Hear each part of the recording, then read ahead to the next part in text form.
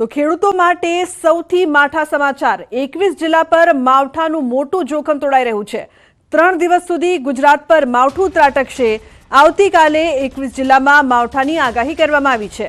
તો ઉત્તર ગુજરાતના 3 જિલ્લામાં આગાહી, મધ્ય ગુજરાતના 4 જિલ્લામાં આગાહી, દક્ષિણ ગુજરાતના 6 જિલ્લામાં આગાહી કરવામાં આવી છે। તો સૌરાષ્ટ્રના 3 જિલ્લામાં માવઠાની આગાહી કરાઈ છે। 27 ડિસેમ્બરે 21 જિલ્લામાં માવઠું ત્રાટકશે। સૌરાષ્ટ્રના 5 જિલ્લામાં 27 ડિસેમ્બરે થશે માવઠું। 27 ડિસેમ્બરે મધ્ય ગુજરાતના 5 જિલ્લા પર જોખમ।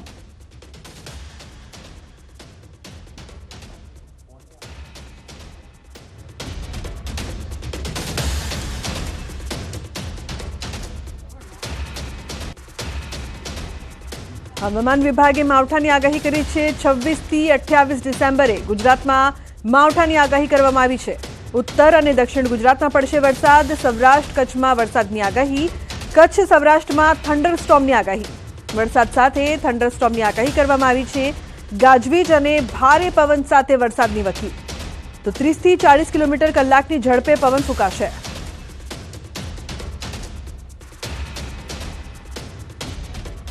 आने वाले दिनों के लिए जो गुजराती स्टेट के लिए फोरकास्ट है उसमें आज के लिए बात करेंगे तो आज के लिए ड्राई वेदर प्रिवेल करेगा और कल के लिए डे 2, डे 3 और डे 4 के लिए लाइट टू मॉडरेट रेन और साथ में थंडरस्टॉर्म की वार्निंग है गुजरात रीजन और सौराष्ट्र और कच्छ रीजन के लिए।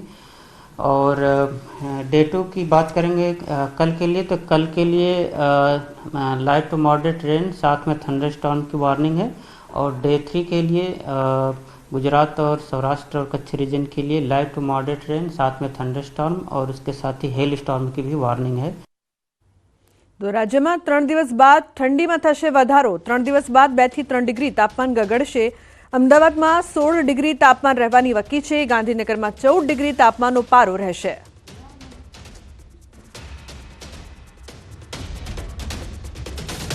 आने वाले 3 दिनों के लिए मिनिमम टेम्परेचर में बढ़ोतरी दर्ज होगी और जो बढ़ोतरी होगी वो 2 से 4 डिग्री सेल्सियस के आसपास रहने का पूर्वानुमान है।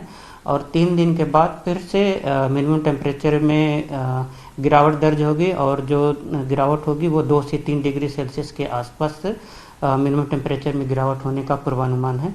और मिनिमम टेम्परेचर अहमदाबाद के लिए बात करेंगे तो 16 डिग्री सेल्सियस का मिनिमम टेम्परेचर का फोरकास्ट है और गांधीनगर के लिए 14 डिग्री सेल्सियस। भावनगर जिला में मोटा प्रमाण में रवि पाकનું વાવેતર થયું છે। આ શિયાળાની ઋતુમાં જિલ્લામાં 1,41,000 હેક્ટર में રવિ પાકનું વાવેતર થયું છે। ચાલુ વર્ષે નવેમ્બર માસથી જિલ્લામાં ખેડૂતોએ વાવેતરનો પ્રારંભ કર્યો હતો। વિવિધ રવિ પાકોની વાવણીનું આ કાર્ય ડિસેમ્બરના અંતિમ સપ્તાહ સુધીમાં પૂર્ણ થવા જઈ રહ્યું છે। શિયાળાની ઋતુમાં જિલ્લામાં મુખ્યત્વે ઘઉં અને ડુંગળીનું વાવેતર થાય છે। આ સિવાય ચણા, ડુંગળી, ઘાસચારો, શાકભાજી, અજમો સહિતના પાકનું પણ વાવેતર થયું છે।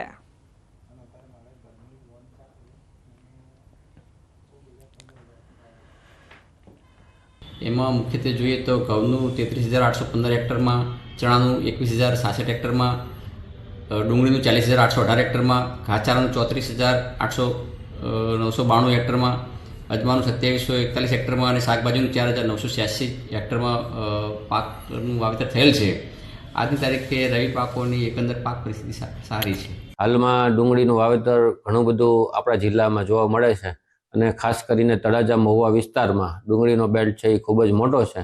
ખાસ કરીને આપણે વલભીપુર ને એ બાજુ એરિયા જોઈએ તો ત્યાં મરચીનું વાવેતર પણ સારું એવું છે અને ઘોઘા પટ્ટો જે આથપ કોડિયાકનું છે ત્યાં શાકભાજીમાં ટમેટા, મરચા, રીંગણ અને બીજો આપણો રીંગણનો બેલ્ટ છે ખાસ કરીને ચોક, અયાવેજ, જેસરનો બેલ્ટ ત્યાં રીંગણનું પણ સારું વાવેતર આ વર્ષે થયેલું છે।